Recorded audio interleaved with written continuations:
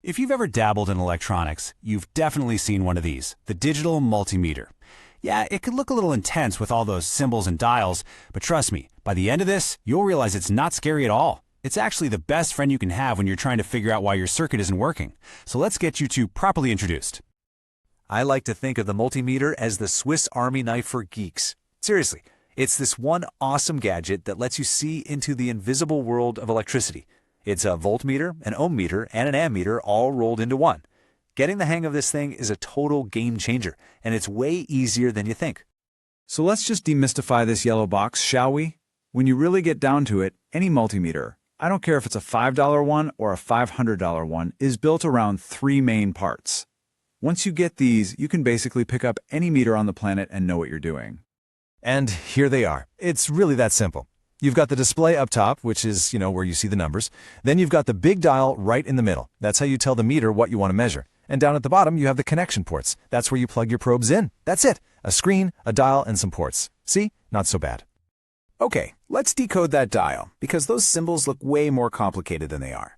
The V with a little squiggly line? That's for AC voltage. Think of the power that comes out of your wall socket. It alternates. The V with a straight line is for DC voltage. That's the direct current you get from things like batteries. A is for amperes, which is how we measure current, or the flow of electricity. And that Greek letter omega, that's for ohms, which measures resistance. Those are really the big four you're going to be using all the time. Now, before we can measure anything, you have to get this one core concept down, the difference between voltage and current. And the best way to think about it is with water in a pipe. Voltage is like the water pressure. Current is like the flow, how much water is actually moving through that pipe. And this is the key takeaway. You measure pressure by checking two different points on the pipe, but to measure flow, you have to actually stick your meter right in the stream of water. All right, let's start with the most common thing you'll ever do with a multimeter, measuring voltage. Since voltage is like pressure, we don't need to break our circuit or anything complicated. We just need to touch our probes to two different spots and see what the pressure difference is between them. So here's how you do it, step by step. First, turn that big dial to the DC voltage setting, the V with the straight line. And here's a tip, always pick a range that's higher than what you think you're going to measure. So if you're checking a 9-volt battery, setting it to 20V is perfect. Next, the black probe always goes into the COM or common port. The red probe goes into the port that's usually marked with a V. Then you just touch the probes to either side of the thing you're measuring, like the two terminals of a battery. We call this a parallel connection, and it's as simple as that. Okay, voltage was the warm-up. Now we're going to talk about measuring current. This is a little more involved, but this is where you can do some real detective work on your circuits. Remember, current is flow, and you can't measure the flow of water by just looking at the pipe from the outside, right? You have to put your meter inside the pipe. And for us, that means we have to break the circuit.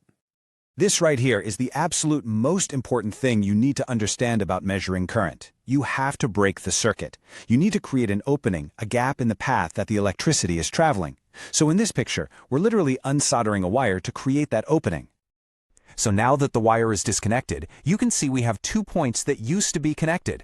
There's a real physical gap where the electrons can't jump across anymore. This is our entry point. This is exactly where our multimeter is going to step in and become part of the action. And here's the magic moment. You now complete the circuit with the meter itself. You touch one probe to that wire you just disconnected and the other probe to the spot where it used to be connected. Now, the multimeter is in series. It's acting just like a piece of wire to close the loop. The current has no choice but to flow out of the power source, through your meter, into the circuit, and back again. The meter is officially in the flow and now can measure it. So let's just lock this in because it's so important. Measuring voltage is a parallel connection. You're just building a temporary bridge across 2 points to check the pressure difference. But for measuring current, it's a series connection. Your multimeter actually becomes a link in the chain. If you pull your meter away, the whole circuit stops working. That's the difference. Have you ever wondered what's actually going on inside the box? It's pretty clever, actually. The meter measures current by running it through a super precise, tiny little resistor called a shunt. It then measures the teeny tiny voltage drop that happens across that resistor.